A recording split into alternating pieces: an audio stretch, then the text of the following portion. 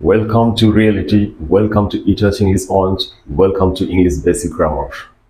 My dear friends, as you know, we have been going through English Basic Grammar series. And now we are at the threshold of time and turns.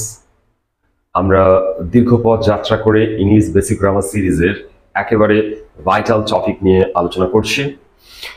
আমরা already previous ভিডিওতে time and tense এর division and subdivision নিয়ে discussion করেছি। Specifically the present indefinite tense নিয়ে আমাদের আলোচনা ছিল। আজকের আলোচ্য বিষয় tense number 2, the present continuous tense. Just look at the word. The present continuous tense or the present progressive tense. You know, continue means যেটা চালিয়ে যাওয়া হয়, continue চালিয়ে যাওয়া, সেখান থেকে continue verb and continuous adjective. So continuous means যেটা চলমান, যেটা ঘটমান, যেটা প্রবাহমান। তো এই টেন্সের বেঙ্গলি মিনিং বা বাংলা অর্থটা কি হওয়া উচিত? বর্তমান ঘটমান কাল বা ঘটমান বর্তমান কাল। Is that clear? The present continuous tense, ঘটমান বর্তমান কাল, or the present progressive tense. Usage, ব্যবহার। আমরা লাস্ট ভিডিওতে বলেছিলাম যে শুধুমাত্র একটি টেন্স সম্পর্কে শিখলেই তো হবে না, তার ফর্মেশন, রুলস, ফর্মুলা এগুলো জানলেই তো শেষ কথা নয়। আমরা আমাদের প্র্যাকটিক্যাল লাইফে, রিয়েলিটিতে কিভাবে সেই টেন্সকে ইমপ্লাই করব, কিভাবে সেই টেন্সের সঠিক সদ্ব্যবহার করব, কিভাবে সেই টেন্সকে কাজে লাগিয়ে আমি ইংলিশে কিছু স্টেটমেন্ট বা স্পিচ দিতে পারবো, তার জন্যই তো আমাদের এত কসরত, এত initiative. So first of all আমাদেরকে জানতে হবে ইউসেজ, ব্যবহার, অর্থাৎ আমাদের প্রাথমিক জীবনের কোন কোন বিশেষ ক্ষেত্রে দ্য প্রেজেন্ট কন্টিনিউয়াস টেন্সের ব্যবহার হয়। আমরা দ্য প্রেজেন্ট ইনডেফিনাইট টেন্সে বলেছিলাম ইউসেজ তিনটি বিশেষ ক্ষেত্রে ব্যবহৃত হয়। I mean the present indefinite tense তিনটি বিশেষ ক্ষেত্রে ব্যবহৃত হয়। তার জন্য তোমরা লাস্ট ভিডিওটা দেখলেই বুঝতে পারবে। কিন্তু এখানে একটি মাত্র সেক্টর বা ক্ষেত্র যেখানে দ্য প্রেজেন্ট কন্টিনিউয়াস টেন্স ব্যবহৃত হয়। Just look at the words. Usage, কোনো কাজ বর্তমানে হইতেছে, চলিতেছে বা ঘটিতেছে, অর্থাৎ কন্টিনিউ আছে, এরূপ বোঝালে দ্য প্রেজেন্ট কন্টিনিউয়াস টেন্সের ব্যবহার হয়। Am I clear? The present continuous tense, usage, I mean ব্যবহার। কোন ক্ষেত্রে এই টেন্সের ব্যবহার হয়? বর্তমানকালে কোনো কাজ হইতেছে, চলিতেছে, ঘটিতেছে, প্রবাহমান অবস্থায় আছে, অর্থাৎ কন্টিনিউ হচ্ছে, এইরূপ বোঝালে দ্য প্রেজেন্ট কন্টিনিউয়াস টেন্স এর ব্যবহার হয়। এবার ব্যবহার তো শিখে গেলাম, কিন্তু কিভাবে এই টেন্সটাকে আমি একটা রূপ দেব, তার জন্যই formula subject plus auxiliary verb am, is, are plus main verb present form or first form plus ing plus object. So this is the formula.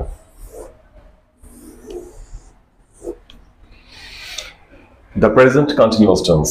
The present continuous tense formula: subject plus auxiliary verb am, is, are plus main verb present form or past form plus ing plus object.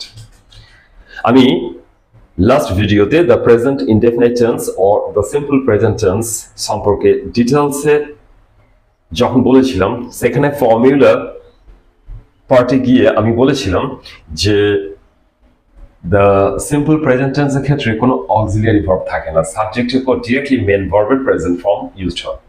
কিন্তু এইখান থেকে শুরু হলো, এবার auxiliary verb থাকবে, সাবজেক্টের ঠিক পরেই অক্সিলিয়ারি ভার্ব থাকবে, তাও অক্সিলিয়ারি ভার্বের কিছু লিমিট আছে, কিছু বাধ্যবাধকতা আছে। এখানে যে কোনো অক্সিলিয়ারি ভার্ব আমি ব্যবহার করতে পারি না। এখানে তিনটি অক্সিলিয়ারি ভার্ব আমরা ব্যবহার করতে পারবো, হয় am, নতবা is, নতবা are। এবার তারপরে কি বসাবো সে সম্পর্কে আমি বলছি। এই অক্সিলিয়ারি ভার্বের পর আমরা মেন ভার্ব তার প্রেজেন্ট ফর্মই বসাবো, তার সঙ্গে একটা আইএনজি যোগ করব। এই আইএনজিটা হচ্ছে কন্টিনিউয়াস টেন্সের একটা আইডেন্টিফিকেশন ভার্ব।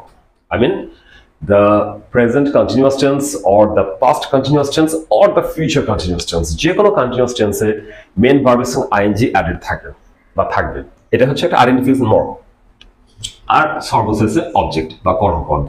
এখন অবজেক্টটা আমাদের কাছে ইগনোরেবল থাকতেও পারে, নাও থাকতে পারে, আমাদের আলোচ্য বিষয় সাবজেক্ট থেকে। আর যদি আরো নাটসল ইন আ নাটসল আমি বলতে যাই, আমি আগেই বলেছি যে টেন্স deals mainly verb.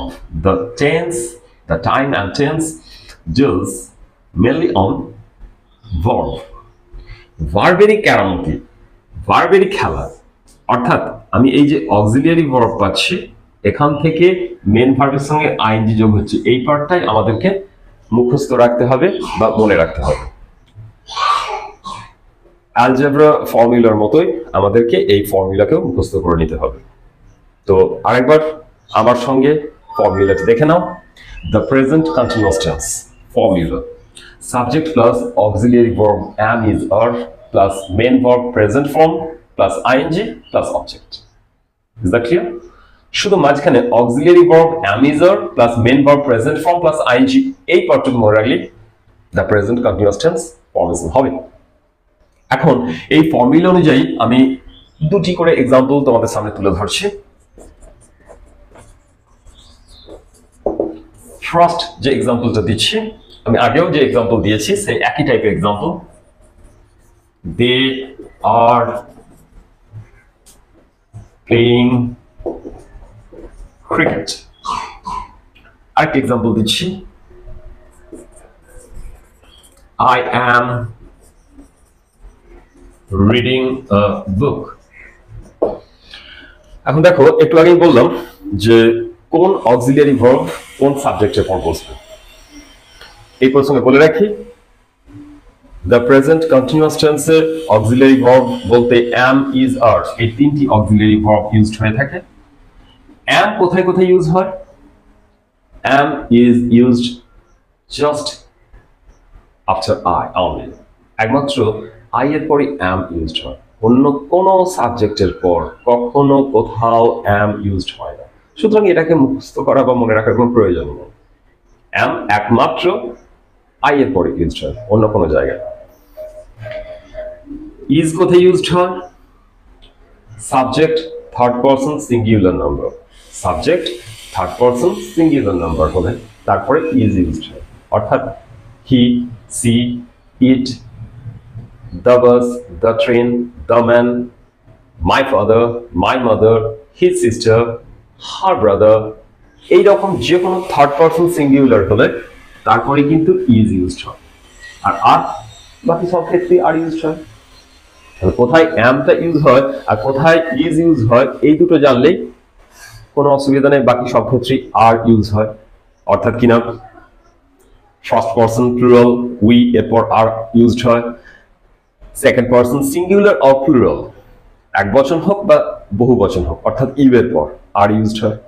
আর সাবজেক্ট থার্ড পারসন প্লুরাল হলে they, the boys, the girls, the cows এই ধরনের থার্ড পারসন প্লুরালের পর আর ইউজড হয়। সো আমি এখানে যে এক্সাম্পল দিলাম অবভিয়াসলি অ্যাফার্মেটিভ সেন্টেন্স বা অর্থোত্তর বাক্যের উপর এক্সাম্পলগুলো দিয়েছি। সেই এক্সাম্পলগুলো দেখলে বুঝতে পারবে এখানে আমরা কোন সাবজেক্টের পর কোন অক্সিলিয়ারি ভার্ব ইউজ করছি।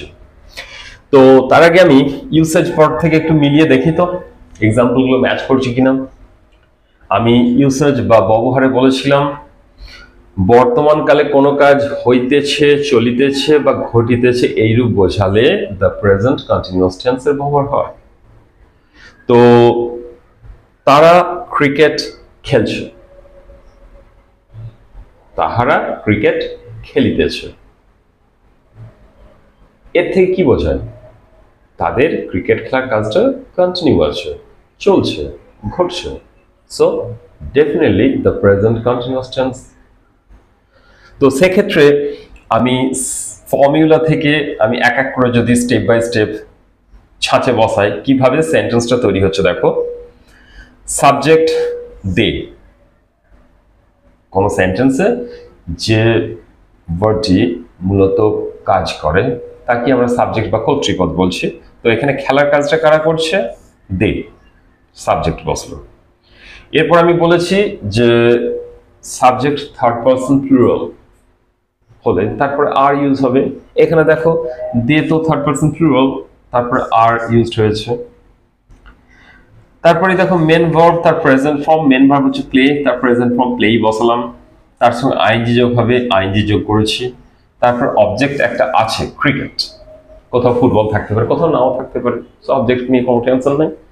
তাহলে they are playing cricket. Clear? Next দেখো আমি একটি বই পড়িতেছি। তো আমার এই যে ঘটনাটি ঘটছে বা ঘটনাটি আমি ঘটাচ্ছি এটি কখন? বর্তমানকাল। আমি একটি বই পড়িতেছি এর মাধ্যমে কি বোঝায়? এখন অর্থাৎ বর্তমানে আমার বই পড়ার কাজটি ঘটিতেছে, চলিতেছে, প্রবাহমান আছে, প্রোগ্রেসিভ অবস্থায় আছে। দ্যাটস ওয়াই আমি the present continuous tense use করব। অ্যাকর্ডিং টু ফর্মুলা আমি যে স্টেপ বাই স্টেপ বসাই কি দাঁড়াচ্ছে দেখো। সাবজেক্ট আই, আমি, I first person singular number, একমাত্র এরপরই অ্যাম ইউজড হয়, অন্য কোথাও অ্যাম ইউজড হয় না, সুতরাং এখানে অ্যাম বসালাম। তারপরে মেন ভার্ব তার প্রেজেন্ট ফর্ম রিড, তার সঙ্গে আইএনজি অ্যাড করেছি, তারপর অবজেক্ট আছে a book. So I am reading a book. Is that clear? She is singing a song. The boys are quarreling. The bus is running very fast. এরকম বর্তমানে যে কোনো প্রবাহমান ঘটনা বা ঘটিতেছে, চলিতেছে এমন ঘটনার ক্ষেত্রে দ্য প্রেজেন্ট কন্টিনিউয়াস টেন্স ব্যবহার করব। এখন আমরা যতগুলো এক্সাম্পল দিলাম এগুলো সবই অ্যাফার্মেটিভ সেন্টেন্সের উপরে। এবার নেগেটিভ সেন্টেন্স করলে কি করব? আমি আগেই প্রিভিয়াস ভিডিওতে বলেছি যে কোনো নেগেটিভ সেন্টেন্স করার ক্ষেত্রে যে নট ওয়ার্ডটিকে ইউজ করব সে কখনো একাকী বসতে পারে না বা অন্য কারোর পর বসে না, সবসময় অক্সিলিয়ারি ভার্বের ঘাড়ে বসে। তো দ্য প্রেজেন্ট ইনডেফিনিট টেন্সে কোনো অক্সিলিয়ারি ভার্ব ছিল না বলেই আমাকে ডু, ডাজ, মেন ভার্ব থেকে ব্রেক করে নিয়ে অক্সিলিয়ারি ভার্বের কাজ চালাতে হয়েছিল এবং তারপর নট বসিয়েছিলাম। কিন্তু এখানে নো প্রবলেম, এখানে অলরেডি অক্সিলিয়ারি ভার্ব রয়েছে, তারপর শুধু নট বসিয়ে দেওয়াটাই আমার একমাত্র কাজ। নট বসিয়ে দিলেই negative word. They are playing cricket, negative sentence কি হবে? They are not playing cricket, অর্থাৎ আর এর পর শুধু নট বসবেন। They are not playing cricket. I am reading a book, কি বলবো? নেগেটিভ সেন্টেন্স কি হবে? তোমরাই বলো। I am not reading a book. The boys are quarreling. The boys are not quarreling. The bus is running very fast. The bus is not running very fast. এইভাবে negative sentence হয়ে যাবে। এরপর যখন affirmative করব আমি বলেছিলাম যে in case of interrogative sentence just auxiliary verb তুলে ফার্স্ট পজিশনে বসিয়ে দিলেই আমার ইন্টারোগেটিভ সেন্টেন্স বা কোয়েশ্চেন হয়ে যাবে। দেখো দে এরপর আর ছিল, আরটাকে তুলে শুধু প্রথম বসিয়ে দেব।